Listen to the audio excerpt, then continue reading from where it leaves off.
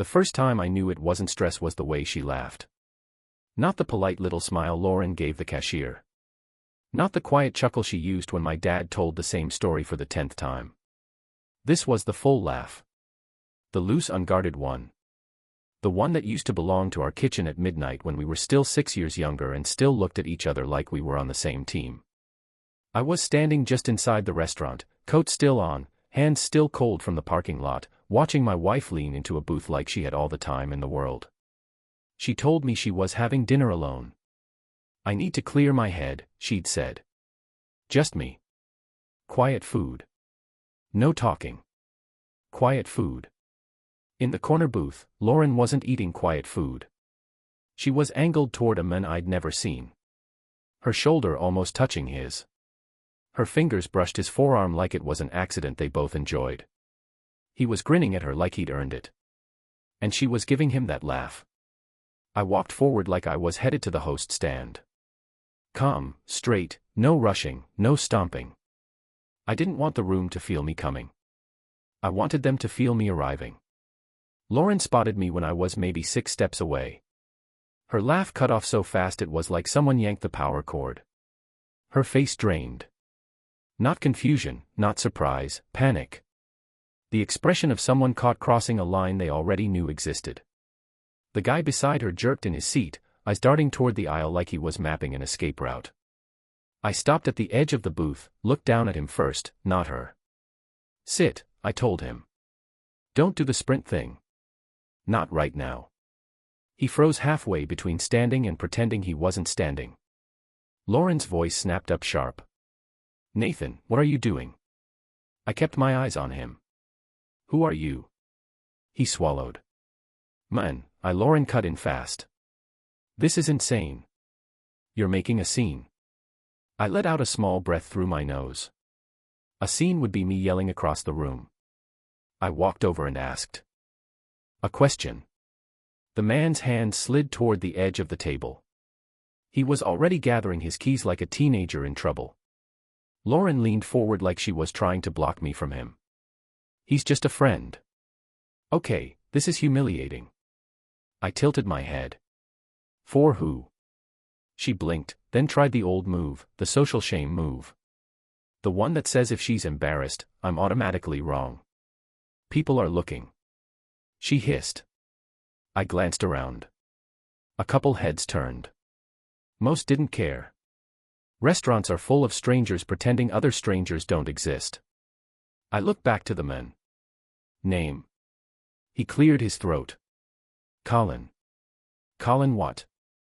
His eyes flicked to Lauren like she could rescue him. Lauren snapped. "Stop interrogating him. You're not my father." "Good," I replied. Because if I was, this conversation would be uglier. Colin shifted. "I should go."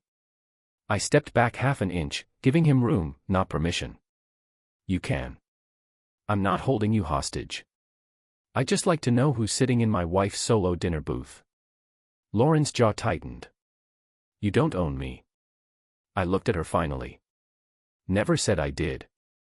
Colin started to slide out. His shoulder brushed Lauren's and she didn't move away. That tiny detail landed harder than any speech. He mumbled, "Sorry, man." I gave him a thin smile. "Sure, go ahead. Run, guys. Like you always run first." He didn't answer. He just went, quick steps. Head down like the carpet might open and save him. Lauren watched him leave, then snapped her eyes back to me like I'd just stolen something from her. "What is wrong with you?" she demanded. "You show up and do that in public." I kept my voice even. "You told me you were having dinner alone. So, I can't have dinner with someone without you acting like this." "Like what?" I asked like I walked in and saw my wife acting like she's on a date. Her lips parted then closed. The pause was the tell. She went straight to attack mode. "You love being offended. You always want to be the wounded guy. Maybe ask yourself what you've done to push me away." There it was. Not an explanation, not a fact. A character assassination. If she could make me the problem, she wouldn't have to deal with the booth, the lie, the laughter. I nodded once. Okay. That single word annoyed her more than yelling would have. She wanted heat. She wanted messy. I stepped back from the booth. Finish your dinner. Nathan, don't you walk away from me. I did. Calm, no dramatics. I left her sitting in the warm light with her cold face, and I walked out into the night like I had a spine. And while I drove home, one thought kept repeating, steady as a turn signal. If I'd known where it was headed, I would have stopped trying to save the version of us she'd already replaced. Back at the house, the garage light clicked on when I pulled in. I went inside, hung my coat, washed my hands like it was any other Thursday night. A grown man doesn't need to slam cabinets to prove he has emotions. Lauren came in about 40 minutes later. No shaky voice, no apology. She walked through the door like she'd been delayed by traffic. She dropped her purse on the counter and stared at me. So, you're just going to sulk? I didn't look up from the glass I was rinsing. I'm not sulking. I'm listening to what? She snapped. Your own drama. I dried my hands slowly, turned, and leaned against the counter. Talk. She scoffed. You embarrassed me. You lied to me. Her eyes narrowed like she wasn't used to that being said out loud. I didn't lie. I said I needed dinner alone. And I did. I needed my space. Your space had a guy in it. She rolled her eyes hard. Oh my God.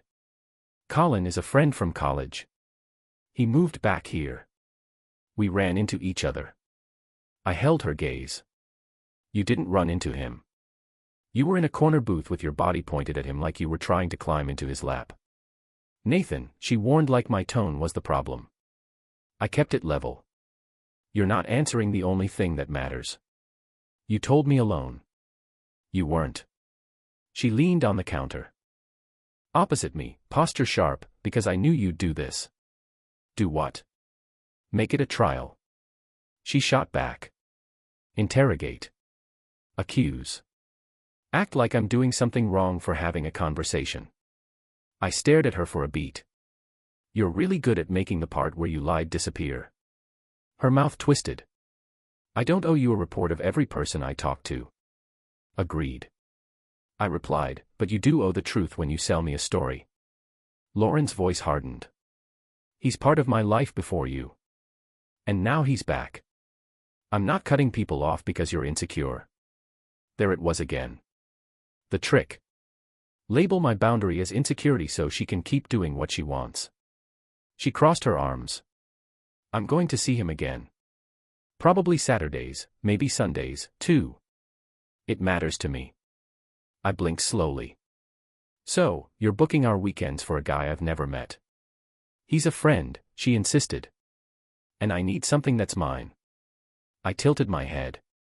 Then, why? She stepped forward, eyes bright with challenge. Because every time I try to breathe, you make it about you. I let the silence hang. I could have argued. I could have listed every late night I worked, every meal I cooked, every plan I made for us, but she wasn't in a facts mood. She was in a control mood. Lauren's voice softened, almost sweet. Say something. You always love to talk. Come on, tell me how betrayed you are. Give me the speech. I watched her like she was showing me a card trick. You want me loud so you can call me crazy. Her smile flickered. That's not fair. I shrugged. I'm not saying I don't care. I'm saying I'm done trying to convince you I matter. She frowned like that wasn't one of the options. Don't act like you don't care. I didn't say I don't. I pushed off the counter. I said I'm finished begging for basic respect. Lauren's voice went low. It's not what you think. I think you asked for space. I replied, walking past her toward the hallway, and you filled it with another man. That part isn't complicated. She called after me. Sharp again. It's not about anything physical. I didn't turn around. You keep saying what it's not. You haven't said what it is. I went into the guest room. I didn't slam the door. I shut it clean. Quiet. Behind me, I heard her exhale like I was the one who had betrayed something. And in the silence, I made my first decision. If she wanted space, she was going to feel what that actually meant. The next morning, I got up early, dressed like I had somewhere important to be, and left the house looking like I wasn't available for games. Lauren padded into the kitchen while I was tightening my tie. She paused, scanning me like she was trying to guess the new rules. "Oh," she said, tone suddenly lighter. "You look nice." I didn't take the bait. I grabbed my keys. "I know," she blinked. "Okay, where are you going?" "Dinner at Derek's." Her eyebrows lifted. "Derek, since when is Derek doing dinner?" "Since I texted him last night." Lauren's face tightened. "We usually go together." "Not tonight." She laughed once like it was cute.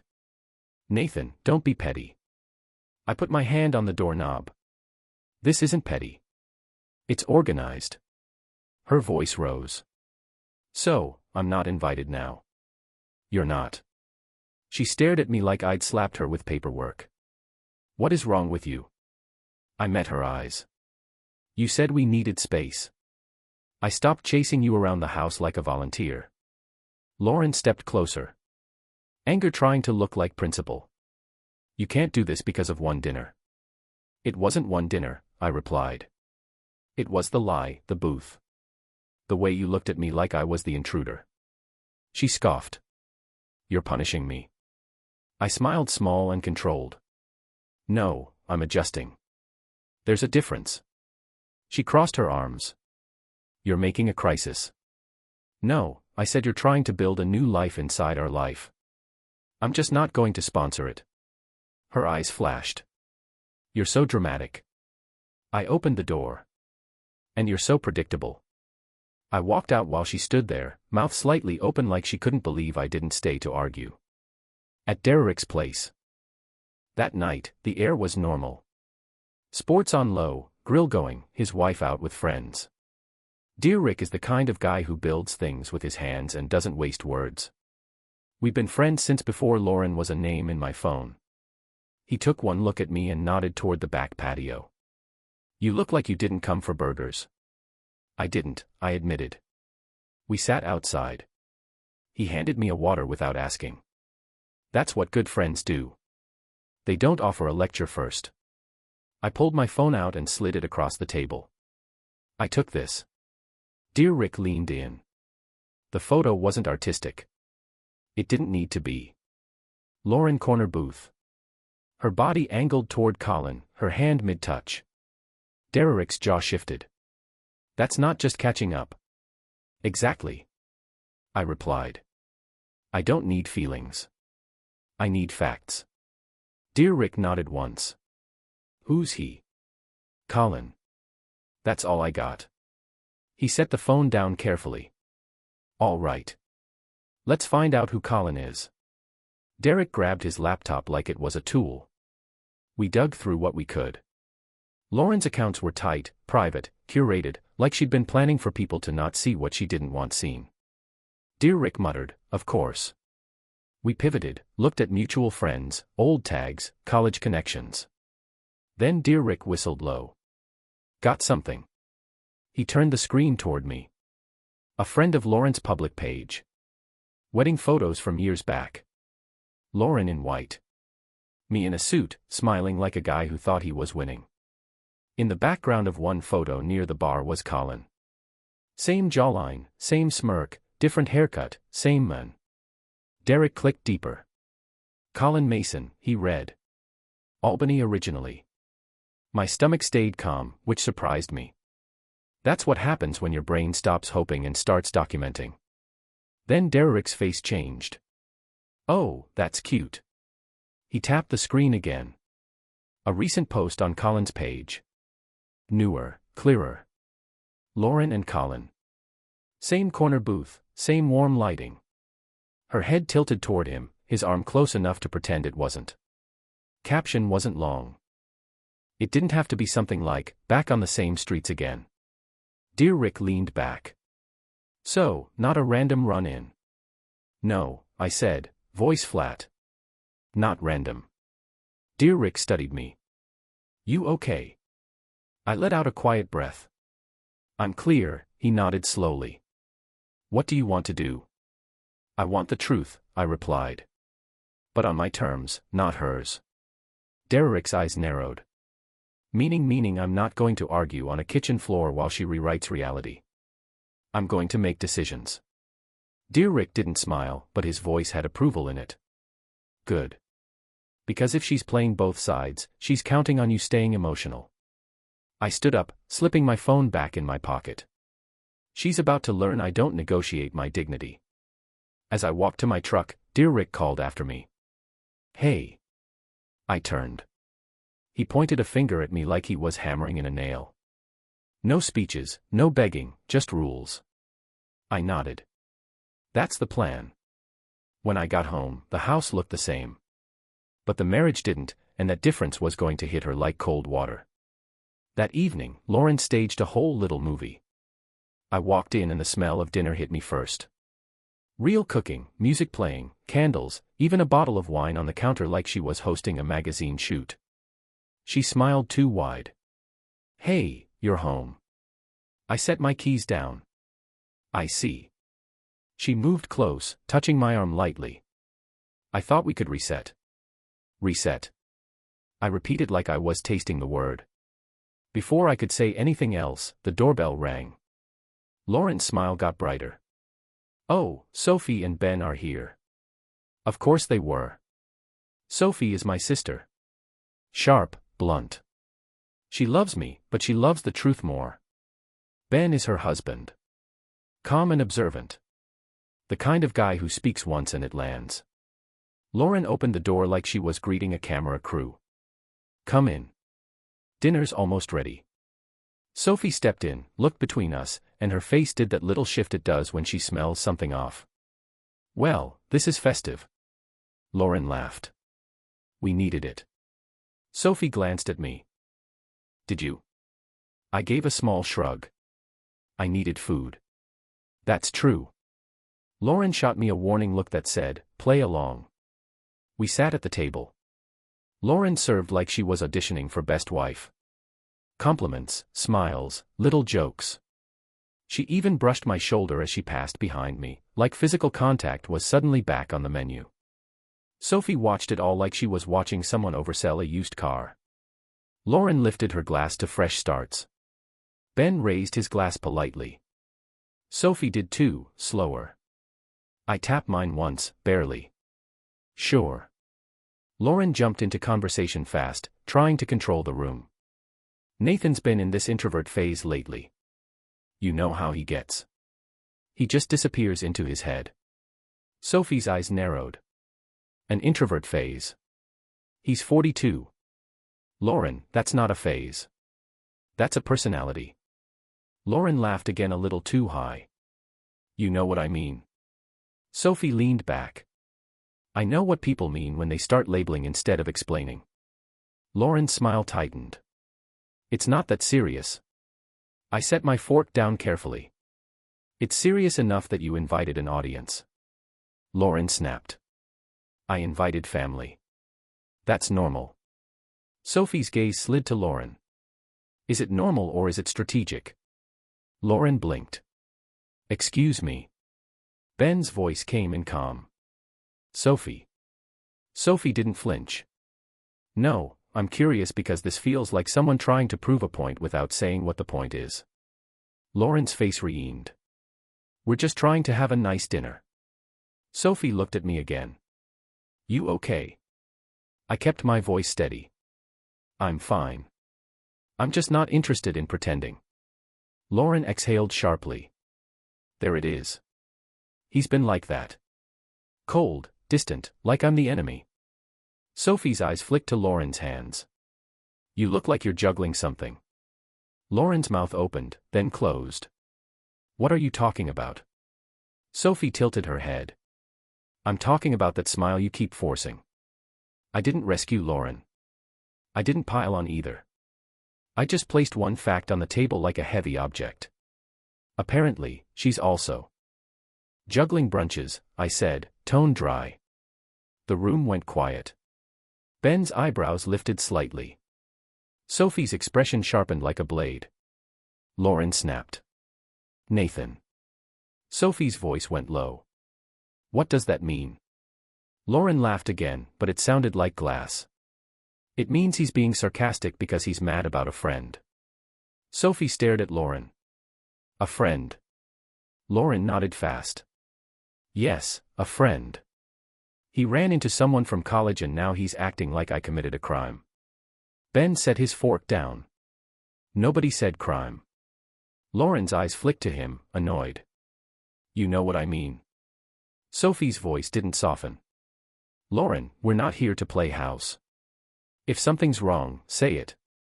If nothing's wrong, stop performing. Lauren's face hardened. You're taking his side. Sophie looked at me. I'm taking reality's side. Lauren pushed her chair back hard enough to scrape the floor. This is ridiculous. Sophie stood too. Then don't make it ridiculous.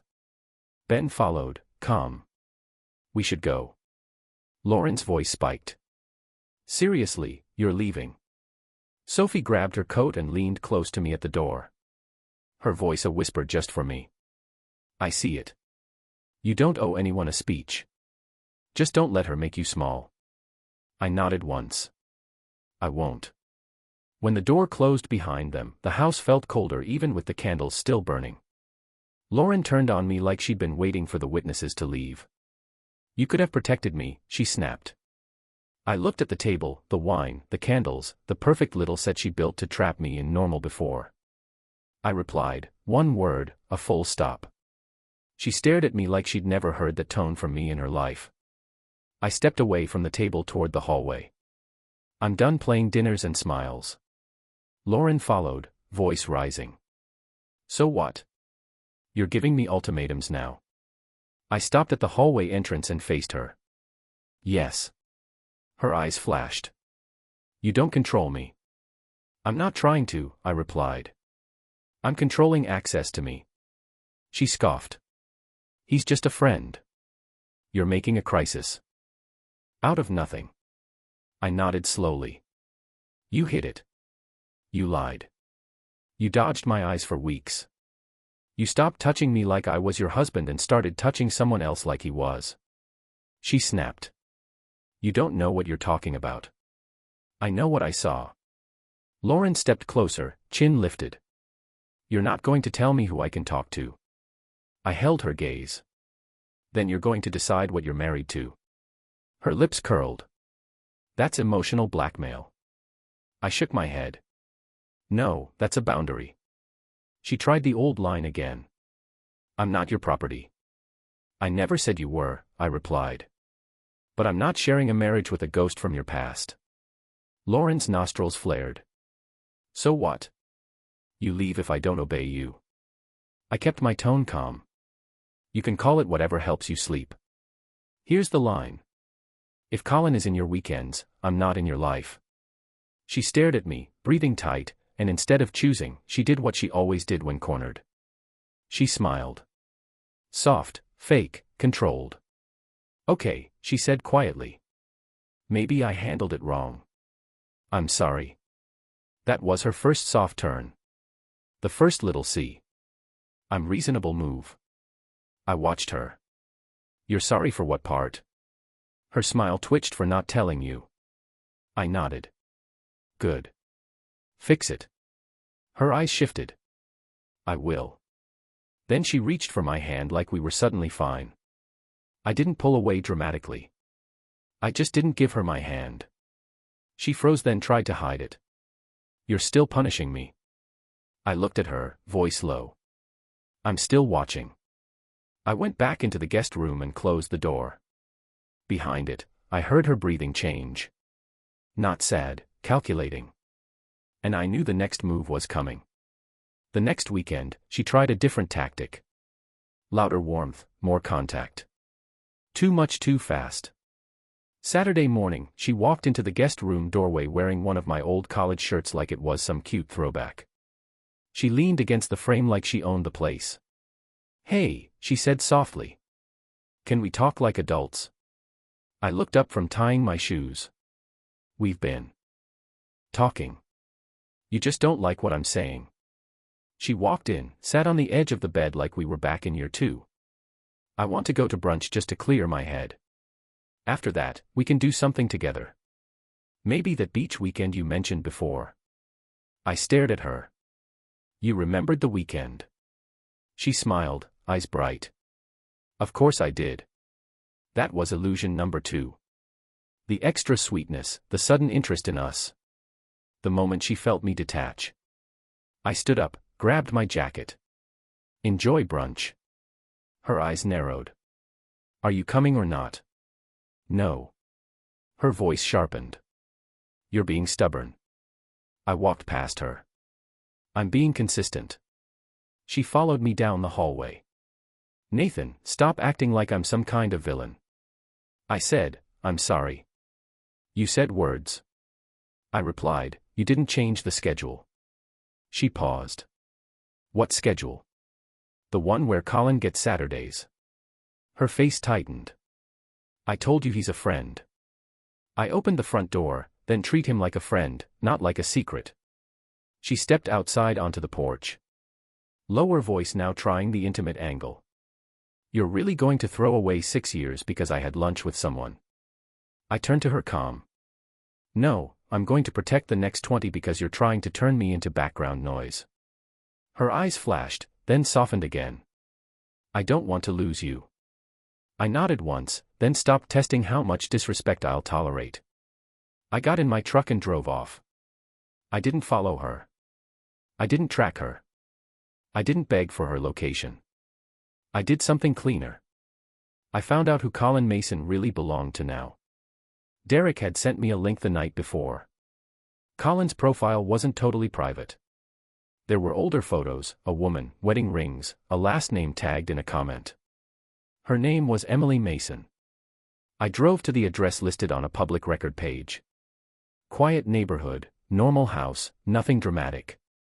Emily answered the door in leggings and a sweatshirt, hair tied up, holding a mug like she'd been mid-morninging. She looked at me. Confused but polite. Can I help you? I kept my posture calm. Are you Emily Mason? Yes. My name is Nathan. I held my hands open, not threatening. I'm married to Lauren. Lauren's been meeting your husband. Her face changed, but she didn't explode. She just went still. That's a weird thing to say to a stranger, she replied carefully. I know, I said. I'm not here for weird. I'm here for truth. She stared at me for a long moment. Do you have proof? I nodded and pulled my phone out. Yes. I showed her the restaurant photo first. Her eyes focused like she was reading a document. Then I showed her the recent post. The same booth. The caption. Emily's jaw tightened. He told me he was catching up with an old work friend. I met her eyes. Lauren told me she was eating alone. Emily exhaled slow. Of course, I didn't gloat. I didn't lecture. I'm not asking you to do anything reckless. I'm telling you because I would want someone to tell me. She looked past me toward the street like she was trying to see her life from a distance. Then she looked back at me. Where is she right now? Brunch, I replied. That's what she called it. Emily gave a short, humorless laugh. Brunch. Sure. I took a breath. This part mattered. I have an idea. It's not about humiliating anyone. It's about ending the lies. Emily's eyes narrowed. What idea? I want her to see what it feels like when a lie walks into the room, I said. I want her to have to explain it with a witness who doesn't play her games. Emily stared at me like she was weighing the risk. Then she surprised me. Okay, she said quietly. I'm tired. I nodded. Come to my house. Sit with me. When Lauren walks in, we keep it calm. We let facts do the work. Emily hesitated. And then what? Then you do what you need to do with your marriage, I replied. And I do what I need to do with mine. She studied my face, then nodded once. All right, give me 5 minutes. We drove separately. She arrived 10 minutes after I did. At my house, we sat in the living room like two people waiting for a contractor, not a storm. I offered her water. She accepted. Her hand shook slightly, but her voice stayed steady. So, she said, eyes on the window. How long have you been married? 6 years, I replied. She nodded. We've been married for silence for a beat. Then she asked, did you ever notice it before the restaurant? I leaned back in the chair. Small shifts. She stopped looking at me at dinner. Stopped kissing me like she meant it. When I touched her, she reacted like I was interrupting her day. Emily's lips pressed together. Same. He started guarding his phone like it was a bank vault. I gave a dry half smile. They all read the same manual. Emily glanced at me. You're calm. I'm disciplined. I corrected. There's a difference. She let out a short breath. That might have been a laugh. I like that. We heard the front door unlock. Lauren stepped in, heels clicking, humming like she'd just had a lovely morning. Then she rounded the corner and saw us. Me sitting in my chair. Emily on the couch. Lauren stopped so hard her bag slid off her shoulder. Her mouth opened. Who is that? I smiled, not friendly. Your Saturday plan has a spouse. Lauren's face flushed. Nathan, what is this? Emily spoke first, voice controlled. Hi, Lauren. I'm Emily, Colin's wife. Lauren's eyes widened, then snapped to me with rage. You brought a stranger into our house. I stayed seated. You brought a stranger into our marriage first. I'm just making introductions. Lauren's voice rose. This is insane. You're trying to punish me. I tilted my head. I'm not punishing you. I'm matching reality. She stepped forward, hands shaking now. It's not what you think. I nodded slowly. You keep using that line like it's magic. Lauren turned to Emily, frantic. He told me he was separated. He said you knew. Emily didn't move. He told me he was meeting a work friend. Lauren swallowed, eyes darting. I didn't know he was lying to you. Emily's voice stayed flat. You knew you were lying to your husband. That part you managed just fine. Lauren snapped back at me sharp. So what? You're meeting with his wife now. You're going to be friends. That's your solution. I leaned forward slightly, still calm. You meet with your friend. I meet with his wife. Smarter company, honestly. Smirk less. Lauren's face twisted with anger. You're disgusting. I smiled faintly. No, I'm clear. Lauren's voice cracked into a shout. Get her out now. Emily stood slow and steady. You don't get to give orders in his house. Lauren pointed at me. You set me up. I nodded once. Yes, I did. Her eyes went wide like she couldn't believe I admitted it. She wanted denial so she could play victim in her own head. I kept going, voice calm, because you don't respond to conversation. You respond to consequences. Lauren's mouth moved like she had 10 speeches ready but none fit this moment. Emily looked at Lauren. How many times? Lauren blinked fast. What? How many times did you meet him? Emily repeated, voice still even. Lauren snapped. We just talked. Emily's eyes didn't blink in a corner booth. With touching, with secrets, with weekends reserved. That's not just talked. Lauren's shoulders rose like she was trying to make herself bigger.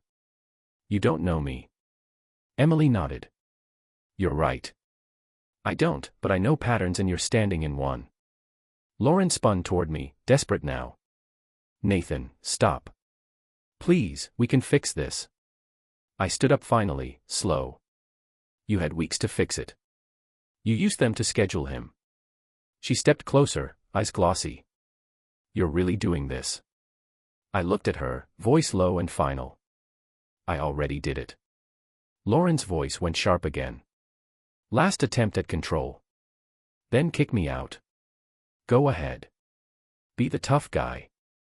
I nodded. Okay.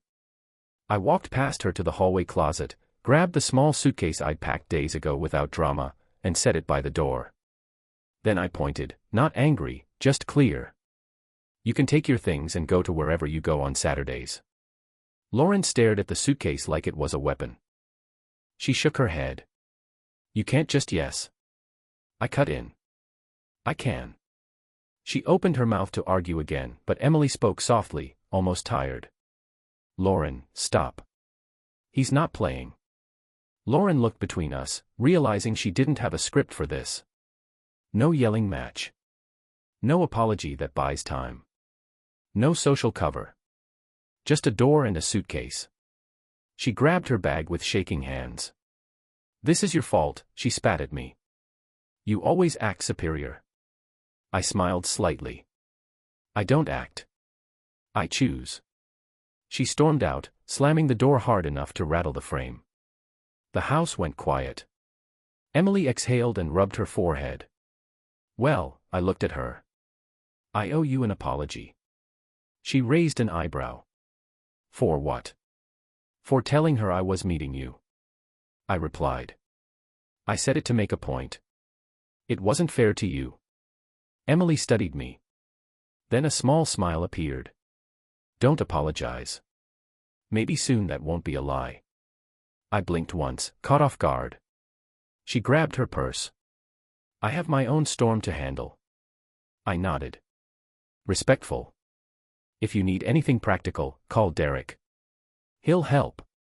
He's built like a wall. Emily gave a real laugh. Small but real. I can see why you're friends. She walked out, leaving me alone in my living room with a silence that finally felt clean. And on Monday morning, I went to see a family attorney. Jordan Pierce's office was quiet, neutral, and boring in a way that felt like oxygen. Jordan was in his late 50s, gray hair, calm eyes, the kind of man who'd heard every story and never got dazzled by emotions. He shook my hand and gestured to a chair. Tell me what you have. I didn't give him heartbreak. I gave him a timeline. When Lauren's behavior shifted, what she said, what she stopped doing. I began this solo dinner, the restaurant photo, the name, the public post, the planned weekends, the staged dinner with witnesses, the continued lies. Jordan listened without interrupting. When I finished, I slid my folder across the desk. Photos, dates, notes. Simple. He opened it, flipped through, then nodded. You documented. That helps. I don't want chaos, I told him. I want a clean exit. Jordan's voice stayed level. Then keep doing what you're doing. No screaming, no threats, just steps, separation, logistics, communication, and writing when needed. And you keep your calm. I gave a small smile. Calm is my best feature right now. Jordan returned it slightly. It's also your leverage. I stood up with the folder back in my hands. Heavier now with purpose. So, we start. Jordan nodded. We start. When I walked out of his office, the air felt different. Not happy, not tragic. Final. That afternoon, Lauren texted me 3 times. First angry, then sweet, then angry again. The pattern was almost funny. I didn't respond. I didn't need to because I'd already moved the story out of her mouth and into my hands. A year later, my life looks like mine again. I'm in a different place now. Quiet house, clean routines, work is stronger, honestly, because my focus isn't getting drained by daily chaos. My friends don't tiptoe around my marriage like it's a live wire. Derek still grills on weekends. Sophie still calls me out when I'm being stubborn, but now she does it with a smile because she's not worried I'm being worn down. Lauren isn't in my living room anymore. She isn't in my weekends. She isn't in my decisions. From what I hear through the grapevine, her new normal didn't stay comfortable. When you build your life on double standards, you eventually run out of people willing to play along. The social shine fades fast when there's no foundation under it. Emily and I kept talking after that day. At first, it was practical, checking in, making sure neither of us got pulled back into the same loop. Then, it turned into something steadier. Coffee, walks, conversations that didn't feel like negotiations. One night she looked at me across a small table and said, "You know what's attractive?" I raised an eyebrow. "If you say mystery, I'm leaving." She laughed. "No, discipline. A man who doesn't beg for respect." I nodded slowly. "I'm done begging for anything." She held my gaze. "Good. I don't know what the future is going to look like. I'm not rushing to label it. I'm not chasing. I'm just choosing what's solid. But I do know this. Lauren wanted a corridor where she could keep the comfort of being married while shopping for excitement like it was a hobby. She wanted me available, quiet, and grateful. Instead, she got a door. And the last thing I ever said to her in that house, the line that ended the game, was simple. You wanted space. You got it. Don't come back looking for a home you wouldn't respect. This is where the story ends. If you liked it, make sure to hit the like button, share it with others, and subscribe for more stories like this.